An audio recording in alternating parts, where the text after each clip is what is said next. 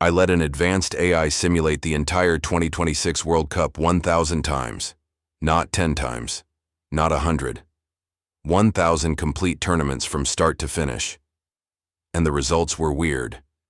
Not random weird. The kind of weird that makes you question everything. Because one traditional powerhouse failed so often, the model practically gave up on them. Another nation kept reaching the semifinals despite barely appearing in anyone's predictions. And the team that won the World Cup most often wasn't the betting favorite. So here's exactly what happened when tactical systems, player metrics, age curves, squad depth, and tournament variance collided. And trust me, the deeper we got into the simulations, the stranger things became. First, the methodology. Because if the model is garbage, the results mean nothing. Every squad received dynamic ratings based on recent performance trends and projected 2026 development curves. Individual players were weighted through expected contribution models under tournament conditions. Injuries, fatigue, travel effects, tactical matchups, and penalty shootout variants were included. No simulation predicted exact reality. That's not the point. The point was probability. What happens most often when everything gets played out repeatedly? And almost immediately, one storyline started appearing far more than expected. A giant nation was consistently failing before the knockout rounds even began. Not occasionally, consistently. Which brings us to the group stage. The first surprise wasn't an underdog overperforming. The first surprise was England. The model absolutely hated England's tournament profile, not because of talent. England ranked among the deepest squads in the database. The issue was structural. Against elite pressing teams, England's progression efficiency repeatedly dropped below tournament-winning levels. And across 1,000 simulations, England failed to reach the knockout stage 72% of the time. 72%. Every time we reran the model, the same weakness kept reappearing. Strong squad, elite individuals, poor tournament conversion under pressure. Meanwhile, another nation was doing the exact opposite. Morocco, not reaching the round of 16. Reaching it almost every single time. Their compact defensive structure produced one of the lowest expected goals against numbers. Tournament football rewards defensive consistency more than people realize, and Morocco's profile kept thriving in low-scoring knockout environments. But Morocco wasn't the biggest outlier, not even close, because one team started breaking the simulation entirely. Before we get there, here's the recap. England was collapsing, Morocco was thriving, and the algorithm was spotting something unusual, a dark horse nobody expected to dominate. That team was Japan. Across 1,000 simulations, Japan reached the semi-finals 263 times. That number shocked me. They weren't winning everything, but they kept surviving. Again, and again, and again. The reason came down to tactical flexibility.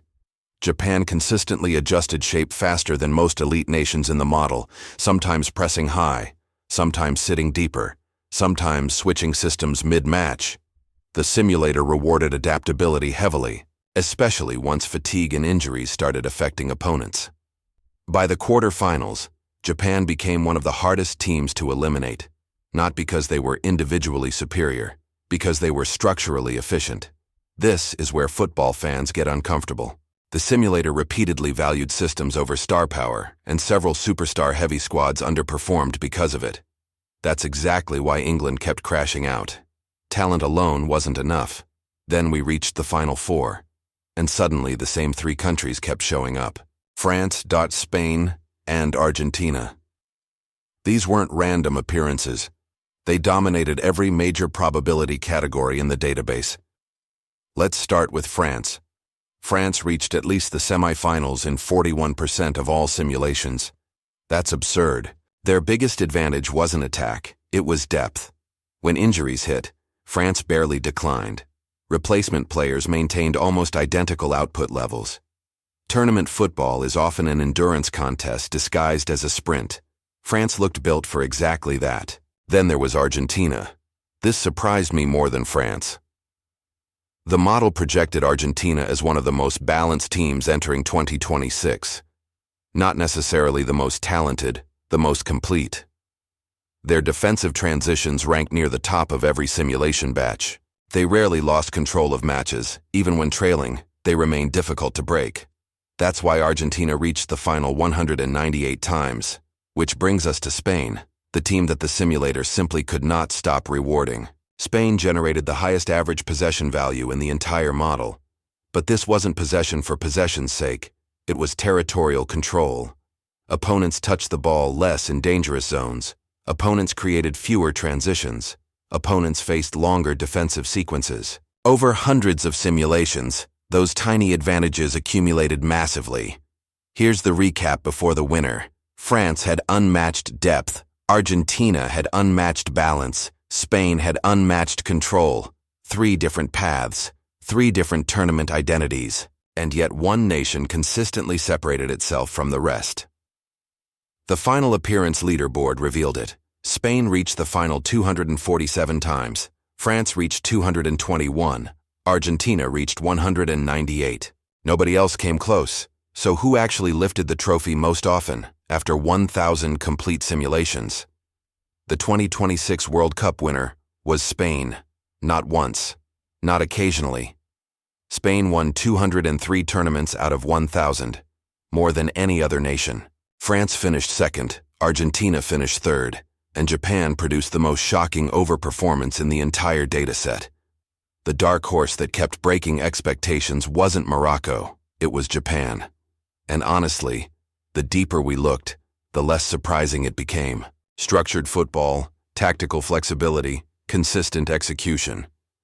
The simulator loved those traits, and the giant nation that kept failing? England.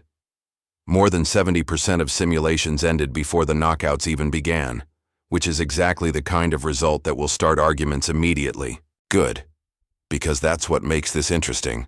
Most fans predict tournaments through names. The model predicted them through systems, and the difference between those two approaches was enormous. So now I want your take. Which result is completely wrong? Spain winning, England collapsing, or Japan becoming a semi-final machine?